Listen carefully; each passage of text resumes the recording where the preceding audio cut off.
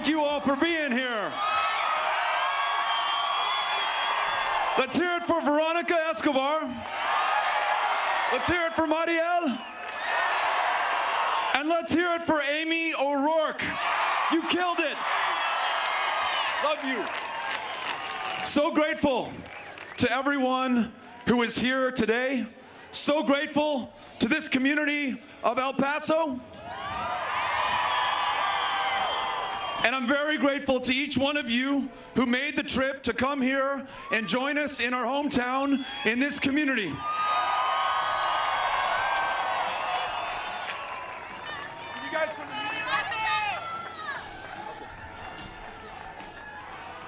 It was really important for Amy and me to launch this campaign from El Paso. This is the city where I was born. It's the city where Melissa and Pat O'Rourke raised me, my sisters Erin and Charlotte. It's the same city where Amy and I are raising our 3 kids.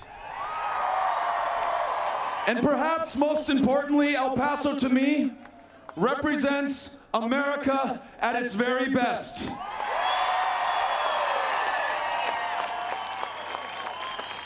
For more than 100 years, this community has welcomed generations of immigrants from across the Rio Grande, some having traveled hundreds of miles, some having traveled thousands of miles, trying to escape brutality, violence, and crushing poverty, to find a better life in this country for themselves and for their kids, that's for sure, but also because they were called to contribute to our shared success and to this country's greatness, and they have.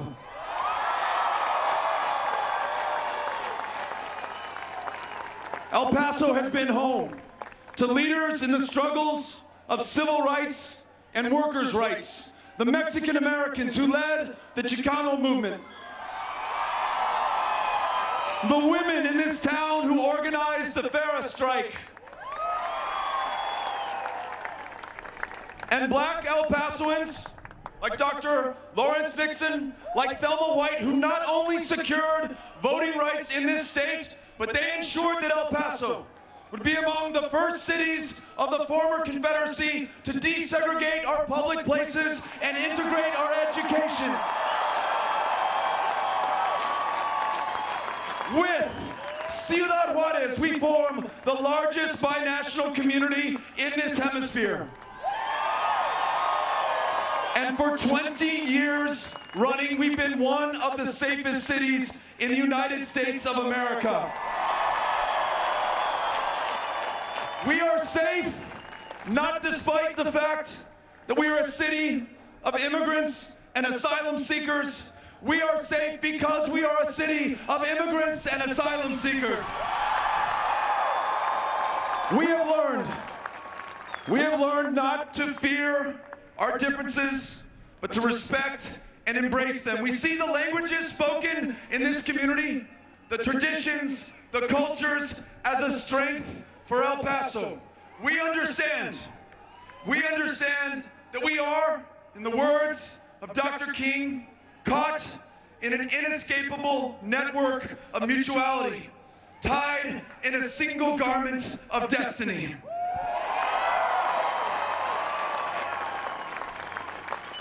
This community has offered me my inspiration in life and every single opportunity that I've had. To the world-class public school teachers at Mesita Elementary, who believed in me and sought to bring out the very best in me.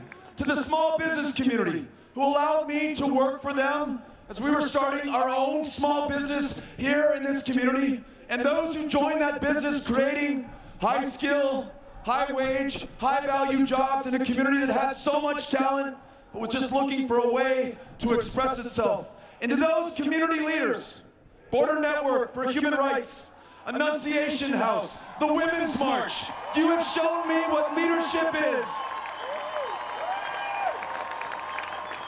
You elected me in 2005 to serve this community on the city council, not as a Democrat, not as a Republican, but as an El Pasoan, working with our fellow El Pasoans to improve this community, to turn around our mass transit system, to invest in neighborhoods and people, to protect our public spaces, and to never shy away from the fights in front of us, like extending healthcare benefits to the same-sex partners of city employees, regardless of the consequences, regardless of the recall elections that would follow. And in 2012, we won a race against the odds and against the establishment to represent El Paso in the United States Congress. We ran by talking and listening to you about tough issues, like the veteran suicides that followed the fact that we had the longest wait times for mental health care access at a VA in the country. We talked about a war on drugs that had become a war on people. And thanks to you, once in office, we were able to deliver. We helped to turn around the VA in El Paso, expand mental health care for veterans nationally, expand our protected public spaces, improve our security at our connections with Mexico by investing in our ports of entry and having the backs of every single service member and their families stationed at Fort Bliss or deployed around the world. You found, or you helped me to find, those Republican colleagues with whom I could walk across the aisle or drive across the country to get the job done for El Paso and for the United States. And we did. And El Paso, it was your story that I told all over Texas in every single one of these 254 counties. All people, no PACs, all the time. Everyone counts, everyone matters, so we showed up everywhere to listen to everyone. Didn't matter how red or how rural, how blue or how urban, we showed up both with the courage of our convictions and a willingness to listen and learn from those who we sought to serve in the Senate. And though we did not win that race, although we came awfully close, we all got to be part of something absolutely transformational in our lives and in the democracy of this state. We were able to win votes from Republicans and independents, expand the number of Democrats who voted in an election, and this state, which before 2018 had ranked 50th in voter turnout, this state saw voter turnout approaching presidential year election levels. This state saw young voter turnout up 500% over the last midterm election.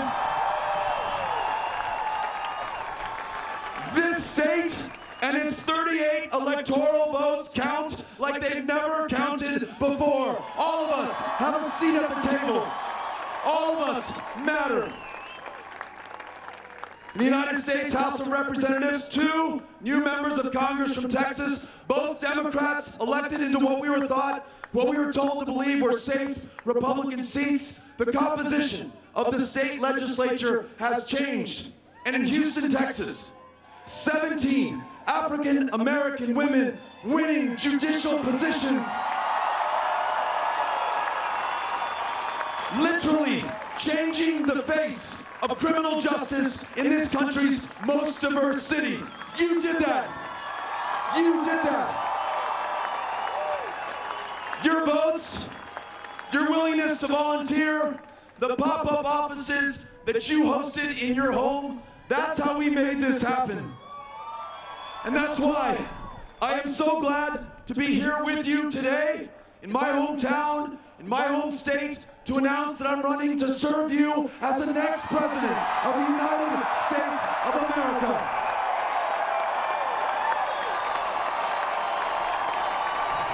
Thank you.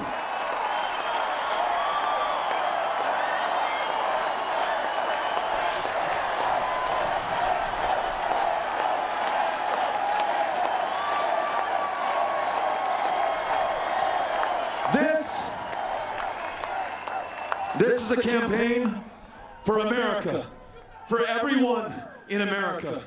Like so many of you here, like so many more across the country, at this defining moment, Amy and I want to know that we've done everything within our power for this country. And though we know it comes at some sacrifice to our family, especially to our kids, we also know that our children and that your children and the generations that follow them are depending on us now at this moment. This is our moment of truth.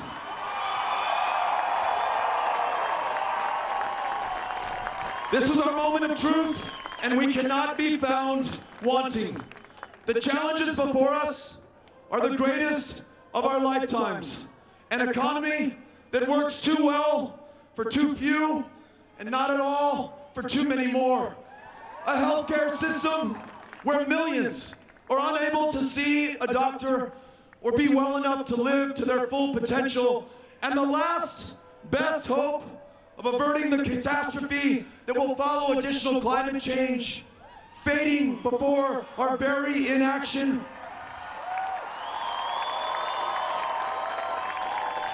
We must overcome these challenges, but we must first ask ourselves how this, the wealthiest, the most powerful country on the face of the planet, the most powerful country that world history has ever known, has found itself in such a perilous position.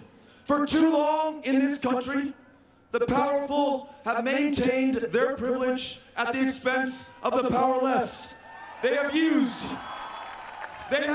fear and division in the same way that our current president uses fear and division.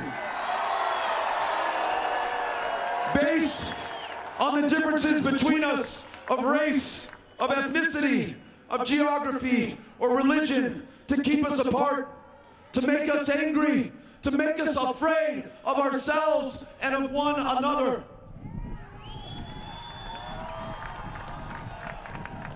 Unrestrained money and influence has warped the priorities of this country. It has corrupted our democracy. It has invited the cynicism and the distrust and the disengagement of millions of our fellow Americans who see their very own government enthralled to those who can pay for access and for outcomes. A vigorous democracy, both political and economic, is the only check against this inertia of power, the only way to free our institutions of their capture and corruption, and the only means by which we can lift the voices and the lives of our fellow Americans.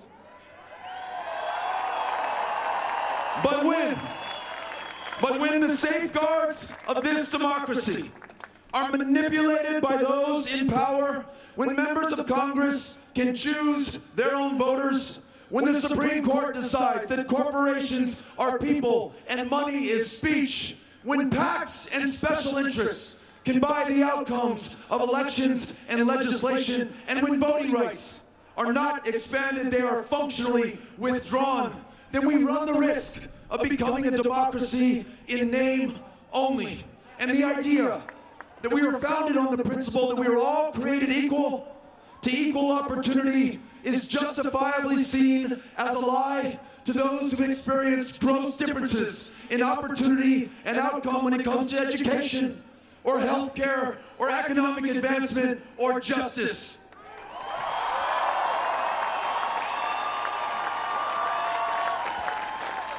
So, whatever our differences, where you live, who you love, to whom you pray, for whom you voted in the last election, let those differences not define us or divide us at this moment. Let's agree, going forward, before we are anything else, we are Americans first.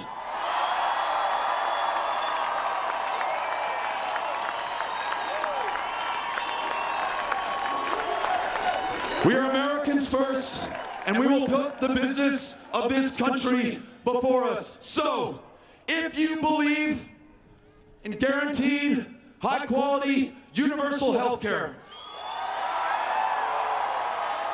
because you have seen the cost and the consequence of millions of our fellow Americans who have no health care or do not have enough health care, then let us come together around a policy that begins by prioritizing affordability in prescription medications, that ensures that we bring down the cost of our premiums and our deductibles, and in a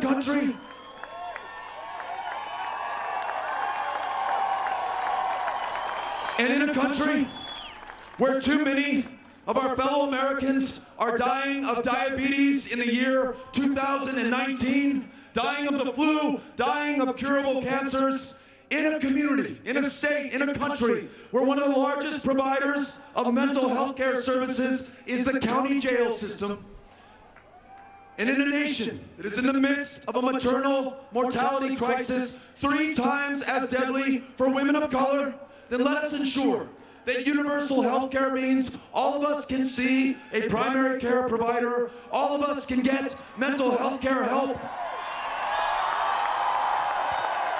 and that universal care means every woman makes her own decisions about her own body.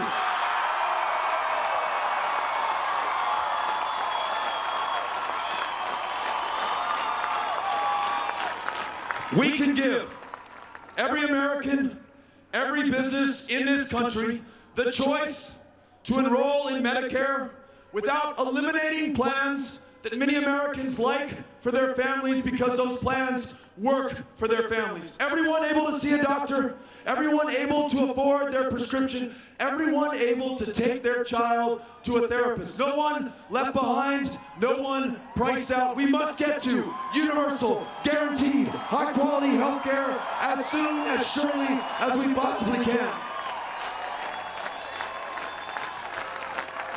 If we believe in an economy that works for all, we want to make sure that everyone has a chance to advance, then let's begin with the very youngest among us and invest in a world-class public school system, pre-K to 12, everywhere, in every community. And then, let's do this. Let's pay our teachers what they are worth, a living wage. There is no reason that any educator, any teacher should be working 2 or 3 jobs when they have the most important job in front of them. Unlocking that lifelong love of learning within every single child. Once we do that, there's no stopping those kids. There is no stopping this country. And when they graduate from high school, let's make sure that they're both college ready and career ready. Ready to go on to debt-free higher education, and ready to go to a job that provides purpose and pays a real paycheck. Speaking of that, let's also insist that we will not continue to diminish the power of unions. We will strengthen unions in this country. Unions who insist that one job should be enough for every single American. Unions who will help us to provide apprenticeships, not just for that young woman or young man graduating from high school, but for that parent who has finished raising their kids, for that worker whose job has been automated out of existence. Apprenticeships ensure that we have the skills and the trades that command a living salary for the rest of your life. So let's strengthen those unions going forward. And in rural America, if we want to lift up rural America, let's begin by listening to rural America. Let's partner with them in investing in hospitals, in schools, in infrastructure like broadband internet, and then let's ensure that every farmer, every rancher, every grower, every producer can make a profit as they grow what feeds and clothes not just America, but so much of the rest of the world. And those farmers, like anyone else, wants to make sure we are meeting the challenge of climate change before it is too late. Let's open up technologies and markets to them that provide an incentive for capturing the carbon that we're currently emitting in the air.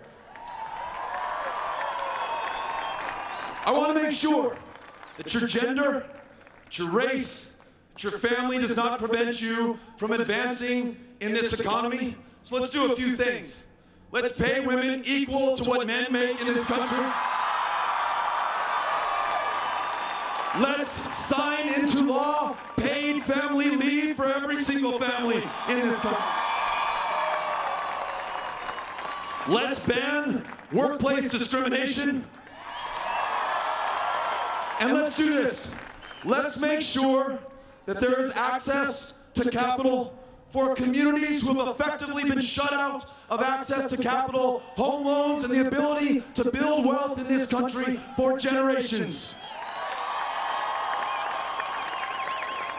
And if we believe in justice for all, in the face of the largest prison population per capita on this planet, one disproportionately comprised of people of color, then we must do the following. Not only end the federal prohibition on marijuana, not only expunge the arrest records of everyone arrested for possession of something that is legal in more than half the country. We must not only end cash bail and for-profit prisons in the United States of America, but we must also confront the legacy of certain communities who have been criminalized and kept down based on the color of their skin. Confronting the legacy and the consequences of slavery and segregation and the continuing suppression of our fellow Americans is the only way that we will begin to repair the damage and keep ourselves from committing the same injustices.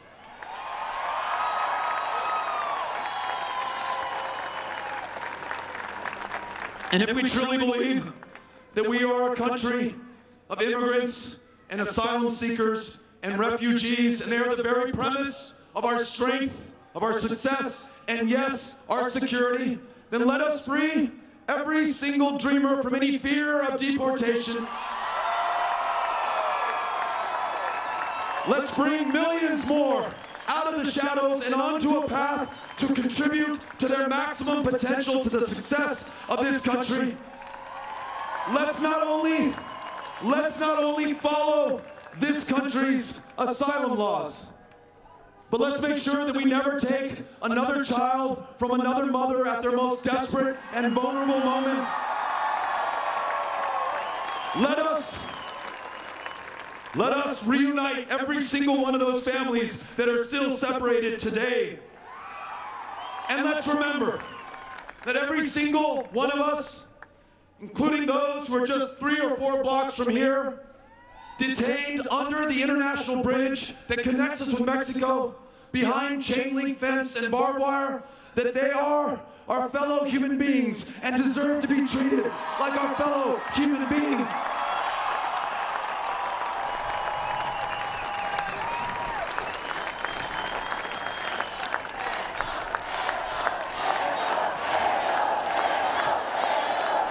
We will find security, not through walls, not through militarization.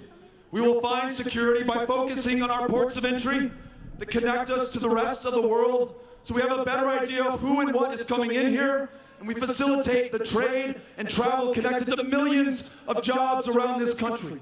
We will support our CBP officers, our Border Patrol agents. We will treat every single American with the dignity and respect that they are owed as Americans and as human beings. And if we are really serious about security, we have a golden opportunity, Republicans, independents, Democrats alike, to work on comprehensive immigration reform, to rewrite this country's immigration laws in our own image, with our own values, and in the best traditions of the United States of America.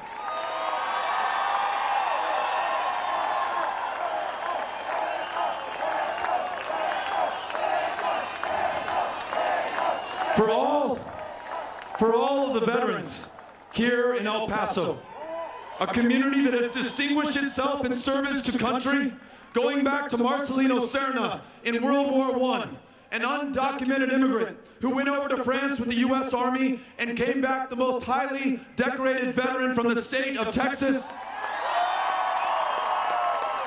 to the Bolaños brothers in Vietnam, to every man and every woman who right now has their life on the line for this country. If we truly appreciate your service, not only will we make sure that we make the investments in the VA to care for you when you return from having borne the battle, especially for those conditions connected to service in combat, post-traumatic stress disorder, traumatic brain injury, military sexual trauma, we will also ensure that there is a roof over the head of every single veteran who's sleeping on the streets tonight.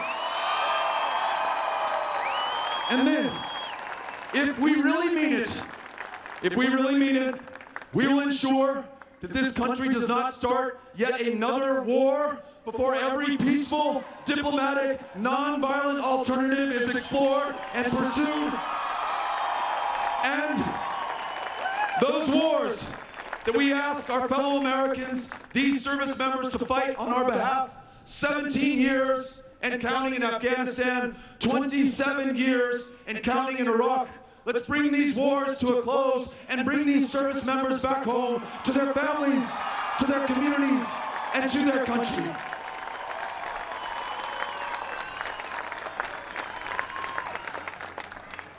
If, after 300 years, after the Enlightenment, we can still listen to and believe the scientists, and I for one do, who tell us that thanks to our own emissions, our own excesses, and our own inaction, this planet has warmed 1 degree Celsius just since 1980. And the fires, and the floods, and the droughts, and the man-made natural disasters will only get worse if this planet warms another degree Celsius. And this is our moment, with little more than 10 years to spare, to do everything in our power to free this economy from a dependence on fossil fuels, greenhouse gas emissions, and to ensure, as we make the investment in new technologies and renewable energy, that everyone has the chance to benefit from this new economy, especially those communities, lower income and too often of color, that have borne the brunt of climate change so far. This country has shown, when the Western world faced the existential threat of Nazi Germany more than 80 years ago, this country harnessed the political will of hundreds of millions here of the Western democracies, not only to win that war, for the following 80 years to make this world safe for democracy and to lift millions in this country into the middle class. This is our opportunity right now to do something for a far greater existential threat, to do more not just for those here with us today, but for the people of the future, our kids and grandkids and every generation that succeeds them. We have to once again reassert our role on the world stage in order to do this. But if we're going to do that, we've got to strengthen these historic friendships and alliances, so many of them forged in sacrifice, the service of men and women who put their lives on the line and lost their lives to this country. Let's make sure that that sacrifice was not squandered. Let's make sure that we strengthen those alliances. Let's end these love affairs with dictators and strong men all over the world. Let's earn the respect of the people around the world, not just by how we treat those in other countries, but how we treat those within our country, and how we treat those who are at the border of our country. If we do that, we can make sure that we once again become the indispensable nation, convening the other nations of this planet around some of our shared challenges, like climate change, like nuclear disarmament, like ending all of these wars that we are currently engaged in. We can do for ourselves what no other country can, and we have an opportunity at this moment to reprioritize this hemisphere, those countries and people who are literally connected to us by land. We can try to solve the problems of Central America here at our front door at the Texas-Mexico border, or we can invest in the opportunities to help the people of Central America where they are at home. It is our choice. But to do any of this, we've got to understand that our country's success depends on the success of this democracy. It is the single greatest mechanism that humankind has ever devised to call forth the power, the potential, and the genius of a people around their challenges and their opportunities. And so, every single citizen must be able to vote, and every vote must count. As president, I will sign into law a new Voting Rights Act. Together, we will end gerrymandering. We will get big money out of our politics. And all across this country, we will have automatic and same-day voter registration. That's how we're going to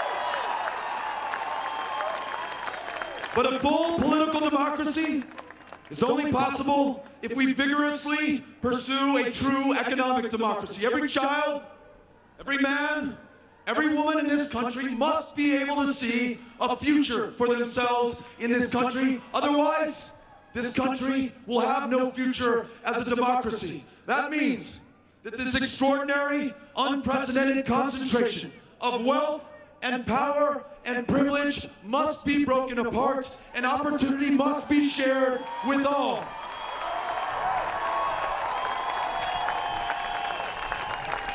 Si queremos enfrentar los retos del cambio climático, el cuidado de salud por todos y de la reforma migratoria, necesitamos una democracia en que podemos contar en cada voto y podemos escuchar a cada voz.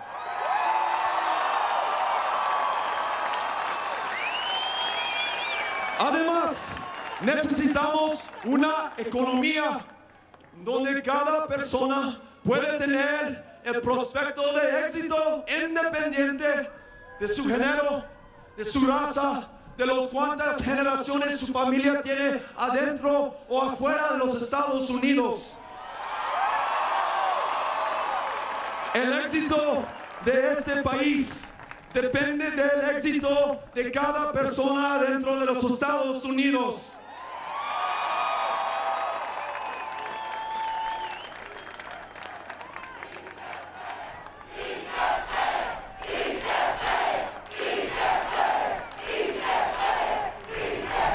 We will not allow ourselves to be defined by our fears or our differences. Instead, we shall be known forever after by our ambitions, our aspirations, the resolve, the creativity, the service, and the sacrifice that we brought to bear in order to achieve them.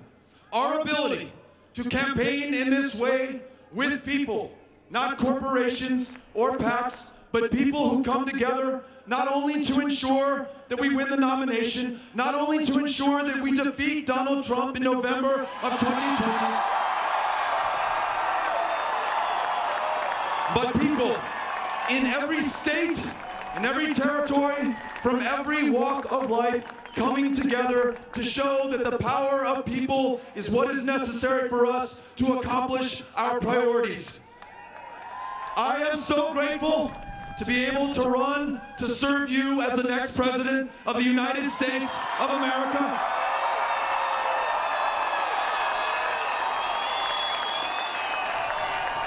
And I am so grateful for every one of you who has joined or will join this campaign and sacrifice some part of your life towards the success of this great country. Together we can make sure that America fulfills its promise for ourselves, for each other, and for every generation that succeeds us. Thank you, El Paso. Thank you, everyone. God bless you.